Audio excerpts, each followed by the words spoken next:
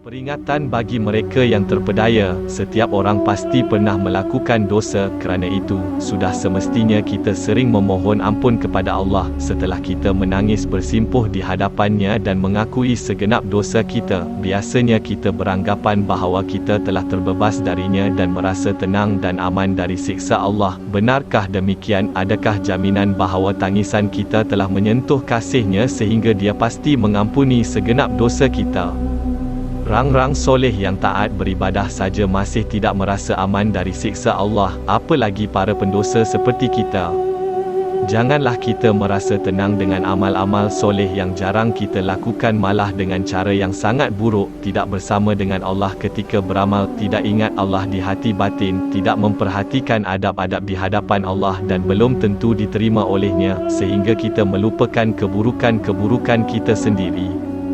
Janganlah kita terpedaya oleh anggapan bahawa kita sudah merasa aman dari siksa Allah berkat amal-amal soleh yang kelihatan kita perbuat. Kita tidak akan masuk syurga dengan amal kita semata, kecuali dengan rahmat Allah, dan rahmat-Nya hanya untuk mereka yang benar-benar menjadi hamba yang ikhlas. Sedang ikhlas adalah rahsia Tuhan bagi mereka yang tidak lagi merasa ada hak dirinya kecuali hak-hak Allah di setiap martabat wujud pada dirinya dan alam jagat ini.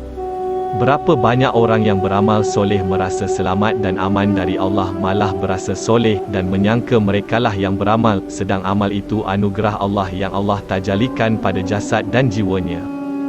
Tetapi berapa banyak juga mereka yang beramal hanya sekadar mesin jasad namun tidak bersama rohaninya menghadap dan bertawajuh kepada Kaabah hakiki, yakni zat yang gaibul gaib. Apakah mereka lebih baik daripada mereka yang Allah tajalikan maksiat, yang kemudian dicampakkan rasa takut, bertaubat dan berharap kepada Allah dengan tangisan jasad dan hati batinnya yang penuh ikhlas dan sentiasa munajat dan penuh harap kepada Allah sepanjang hidup kerana maksiat itu? Fudail ibni Iyad radhiyallahu anhu berkata, saat sebelum subuh, rambut para sahabat Nabi SAW biasanya nampak penuh berdebu, kerana mereka menjalani malamnya dengan sujud dan berdiri, solat sepanjang malam.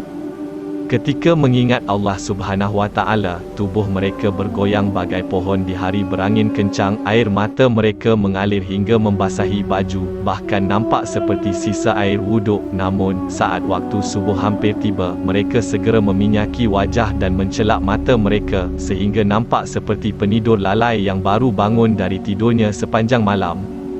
Imam Abu Bakar As-Siddiq radhiyallahu anhu berkata, barang siapa mampu menangis, menangislah, dan yang tidak mampu, berusahalah menangis. Setiap malam, seorang puteri tetangga Mansur ibni Al-Mu'tamar radhiyallahu anhu selalu melihat Mansur berdiri di atap rumahnya. Hanya saja, si puteri tetangga ini mengira Mansur sebagai tiang, kerana Mansur selalu lama berdiri tegak di sana.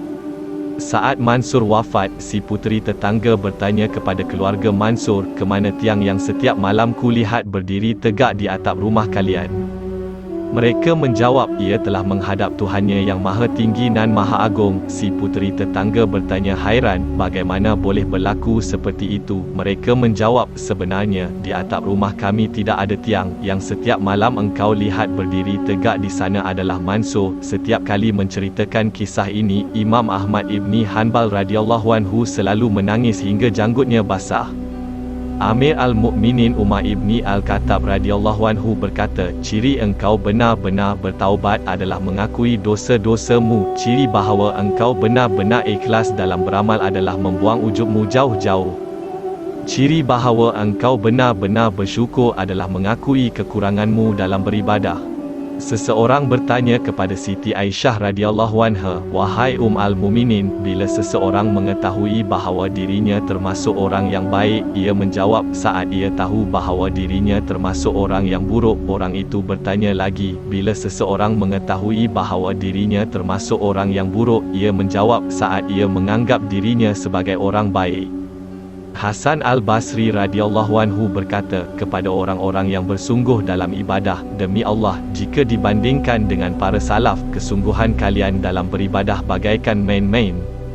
Ingatlah, engkau tidak pernah wujud secara hakikat, engkau wujud kerana dibayangi wujud Allah yang punyai hakikat wujud hakiki. Maka setiap yang diciptanya bukan untuk menunjukkan wujud yang dicipta itu, tetapi bagi menunjukkan kesempurnaan yang mencipta. Maka ketika engkau beramal, rasailah hak-hak Tuhanmu dalam amalmu secara total tanpa ada hak kamu, sehingga ke tahap sifar kamu tidak akan pernah bertauhid kecuali engkau meninggalkan dirimu.